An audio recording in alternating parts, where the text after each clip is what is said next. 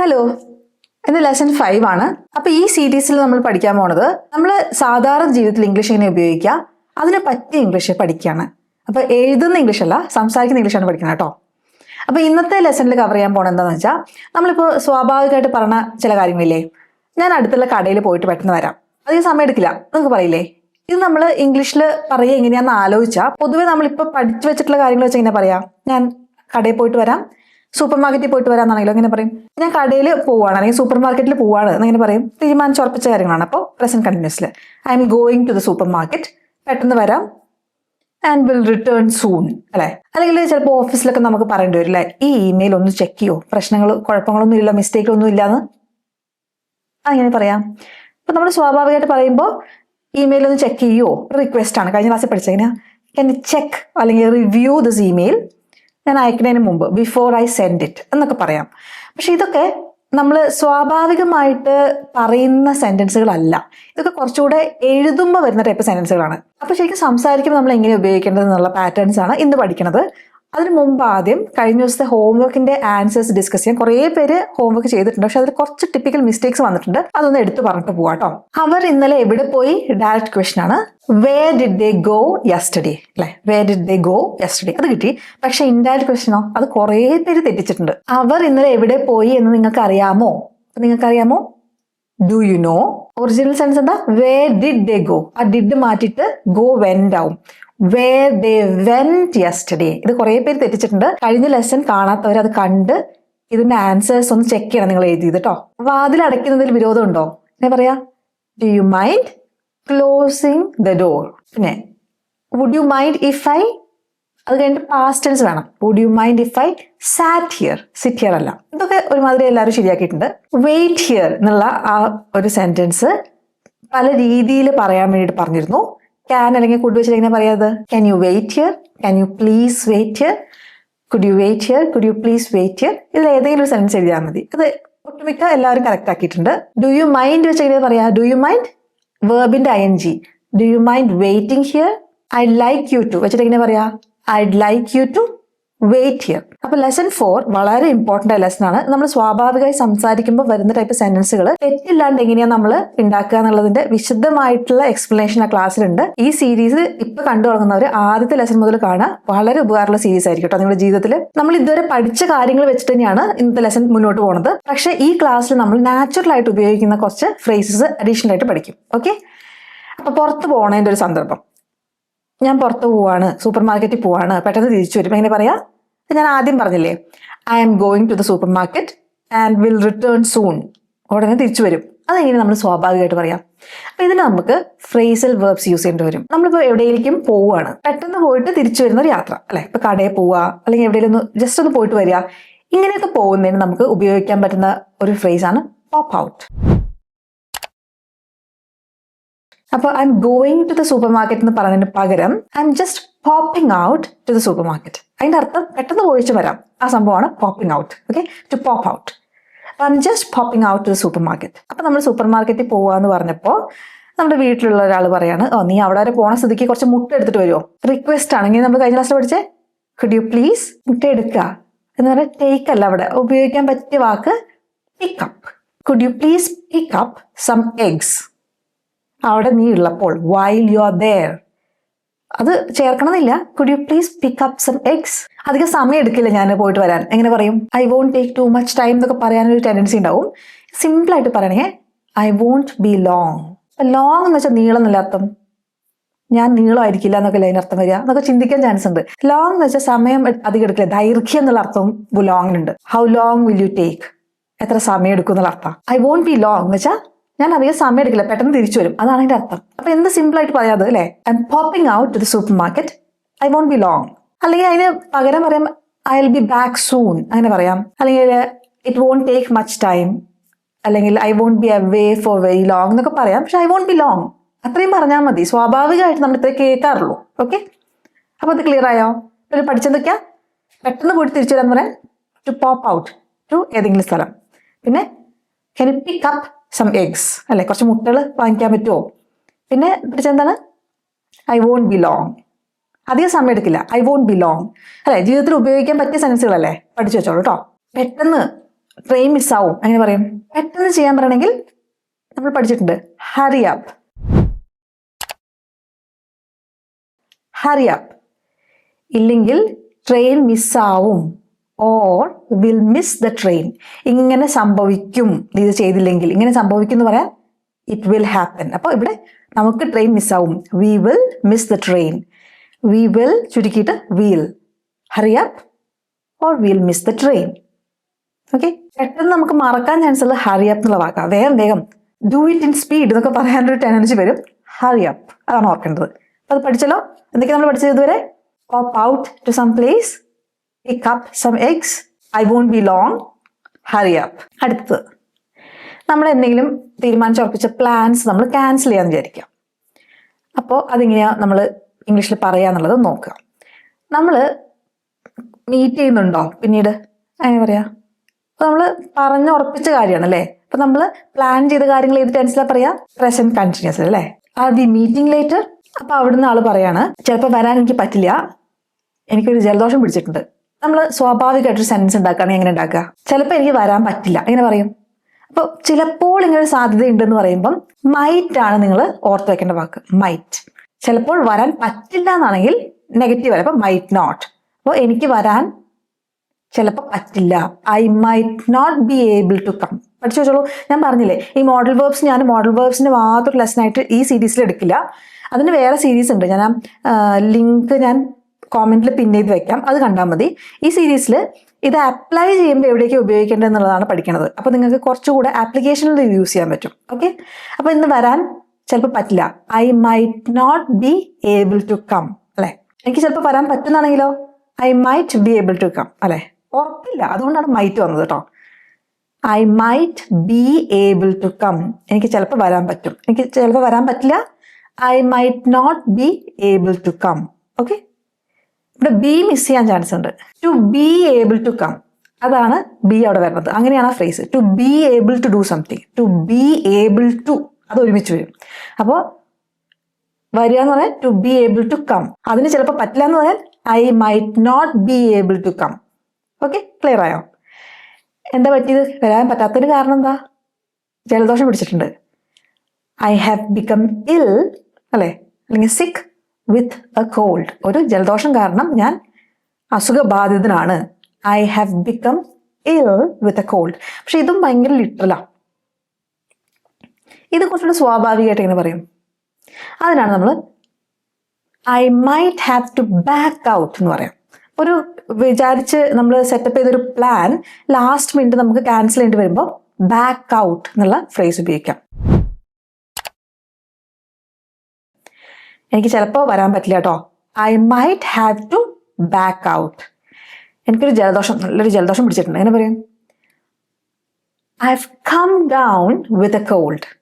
ഒരു ജലദോഷം പിടിച്ചിട്ടുണ്ട്, I have come down with a cold. അത് സ്വാഭാവിക രീതിയാണ് പറയേണ്ടത്.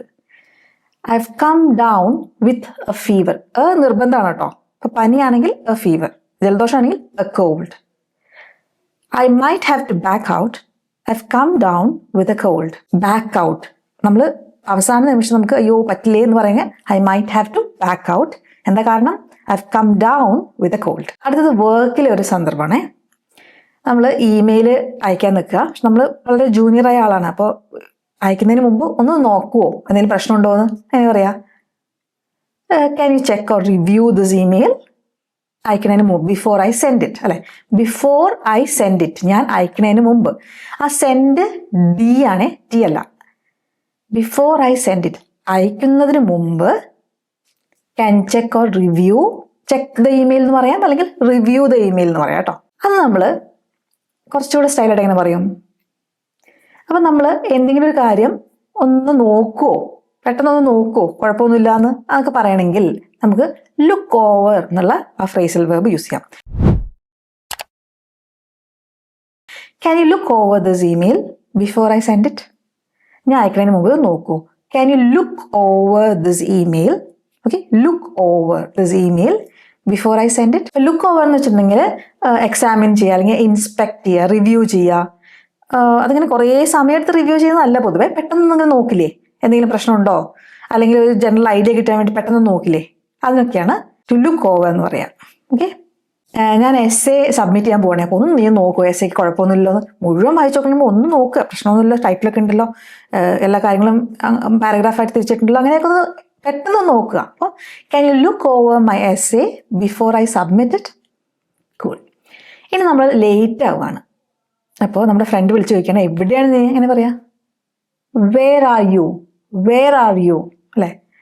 അപ്പം നോർമലി നമ്മൾ ട്രാഫിക്കിൽ കിടക്കുകയാണ്, അപ്പോൾ നമ്മൾ അത് പറയും എങ്ങനെയാ? ട്രാഫിക് കാരണം ഡിലേ ആയി, I was delayed by traffic, അങ്ങനെ പറയാം അല്ലേ? ട്രാഫിക്കിൽ നമ്മൾ കുടുങ്ങി കിടക്കുകയാണെങ്കിൽ പൊതുവെ നമ്മൾ പറയാം getting held up in ട്രാഫിക്കാ.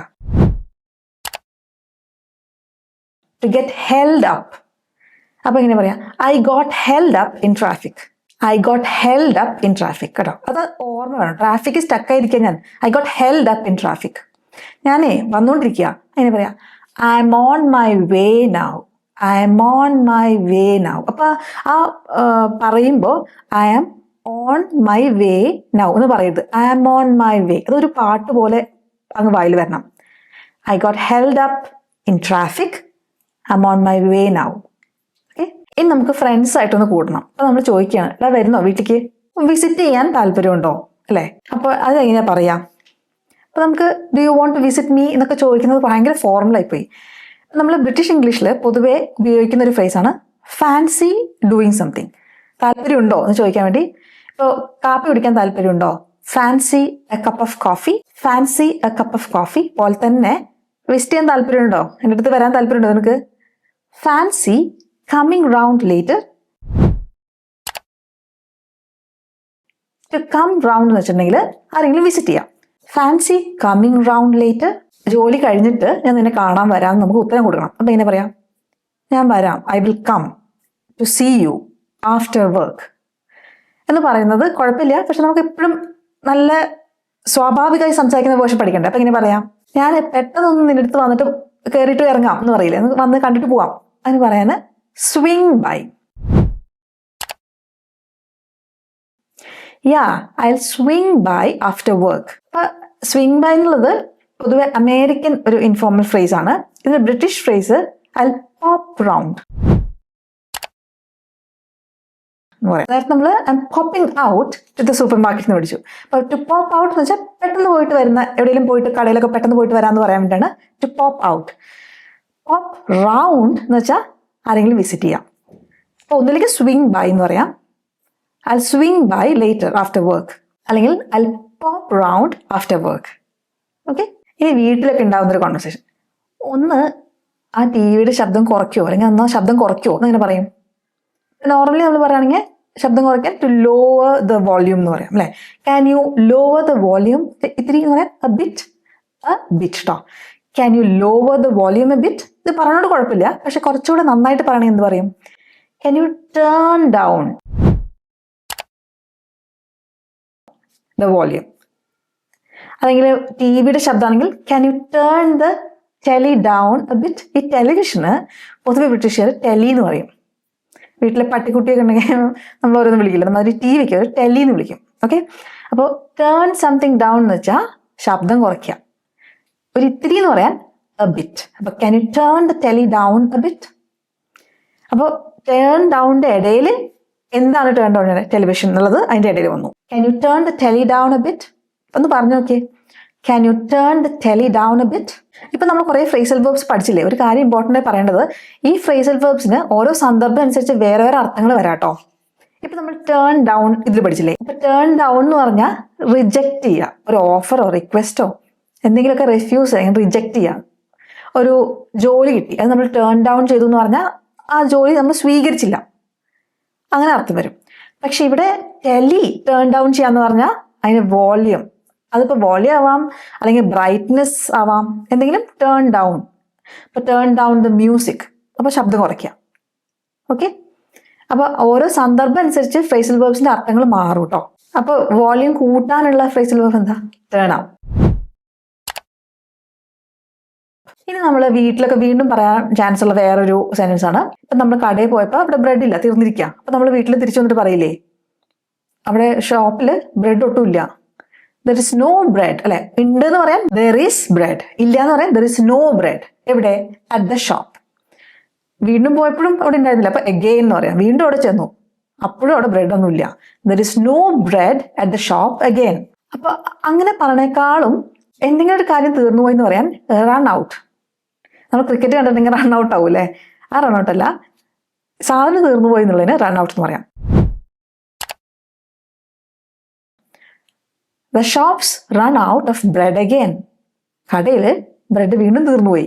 The shop has run out of bread. അതാണ് ഷോപ്സ്.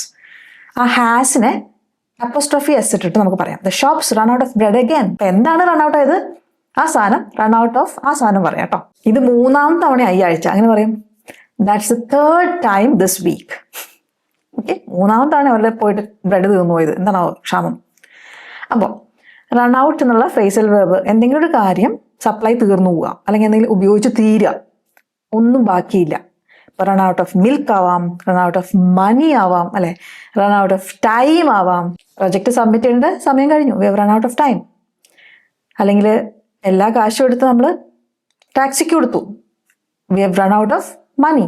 പാലുള്ളത് മുഴുവൻ പിരിഞ്ഞു പോയി, we have run out of milk.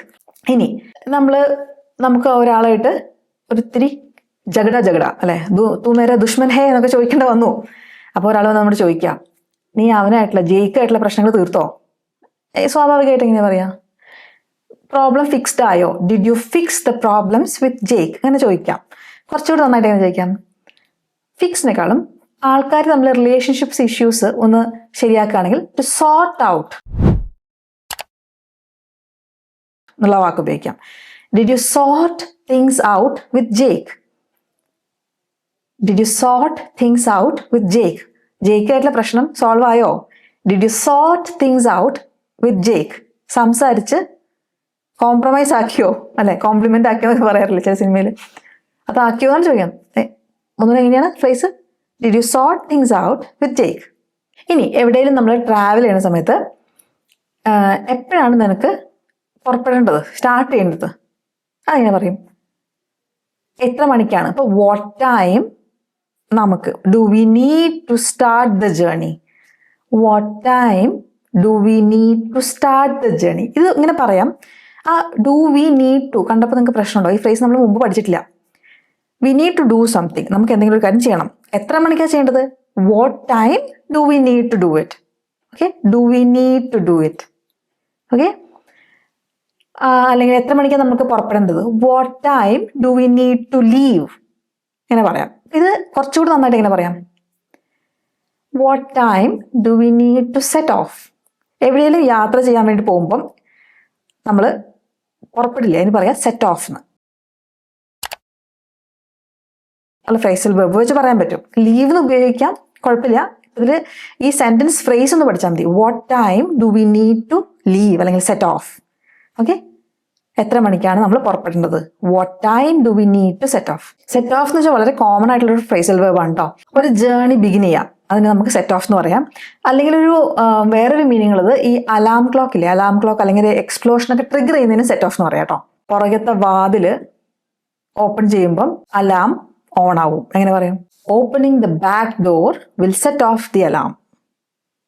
Alarm എന്നടിക്കാൻ തുടങ്ങും ആരെങ്കിലും ബാക്ക് ഡോർ ഓപ്പൺ ചെയ്യുമ്പോൾ. ഓപ്പണിംഗ് ദ ബാക്ക് ഡോർ, ആ പ്രവൃത്തി opening the back door will set off the alarm. Okay, ഇനി നമ്മുടെ എന്തെങ്കിലും ഒരു വസ്തു വർക്ക് ചെയ്യുന്നില്ല, എന്തെങ്കിലുമൊക്കെ സാധനം വർക്ക് ചെയ്യുന്നില്ല, അതെങ്ങനെ പറയും? നമ്മൾ പറയില്ല, ഇപ്പൊ ഹീറ്റിംഗ് വർക്ക് ചെയ്യുന്നില്ല, അപ്പൊ heating is not working again. വീണ്ടും ആ സാധനം എന്തോ പ്രശ്നമുണ്ട്, അപ്പൊ ഇനി വർക്ക് ചെയ്യുന്നില്ല. Heating is not working again അങ്ങനെ പറയാം. വേറെ രീതി ഒന്ന് ആക്ട് ഇൻ എന്നുള്ളൊരു ഫ്രേസ് ഉണ്ട്, അത് ഉപയോഗിക്കാം.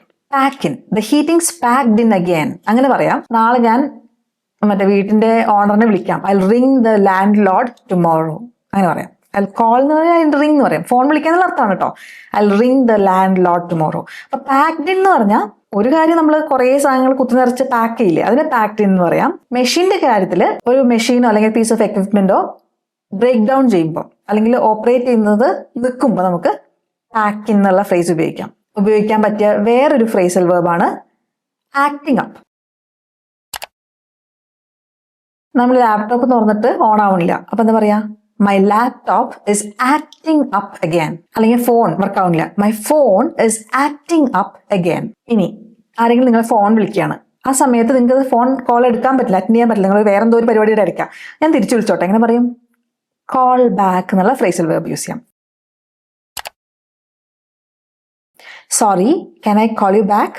തിരിച്ചു വിളിച്ചോട്ടെ, can I call you back? ഞാൻ നിന്നെ തിരിച്ചു വിളിച്ചോട്ടെ. കോൾ ബാക്ക് എന്നത് വളരെ കോമൺ ആയിട്ടുള്ള ഫ്രേസൽ വെർബാണ്. അല്ലെങ്കിൽ റിട്ടേൺ എ കോൾ എന്നും പറയാം. പക്ഷെ അത് കുറച്ചുകൂടെ ഫോമലാണ്. നമ്മൾ സാധാരണ സംസാരിക്കുമ്പോൾ can I call you back, അത് പഠിച്ചു വെച്ചോളൂ. ഞാൻ കുറച്ച് ബിസിയാണ്, 10 മിനിറ്റ് ഞാൻ നിന്നെ തിരിച്ചു വിളിക്കട്ടെ. I am busy now, can I call you back in 10 minutes? Can I call you back in 10 minutes? ഇനി നമ്മൾ എക്സാമിനൊക്കെ ഇരിക്കുമ്പോൾ, അല്ലെങ്കിൽ നമ്മൾ ഓഫീസിലോ അല്ലെങ്കിൽ കോളേജിലോ സ്കൂളിലൊക്കെ ഉള്ളപ്പം നമ്മൾ എന്തെങ്കിലും സബ്മിറ്റ് ചെയ്യില്ലേ, അസൈൻമെന്റോ അങ്ങനത്തെ കാര്യങ്ങളും, അപ്പോൾ ഉപയോഗിക്കാൻ പറ്റിയ ഫ്രേസൽ വെർബ് പഠിപ്പിച്ചു തരാം. അസൈൻമെന്റ് സബ്മിറ്റ് ചെയ്തോ? Have you submitted your assignment എന്ന് പറയാം.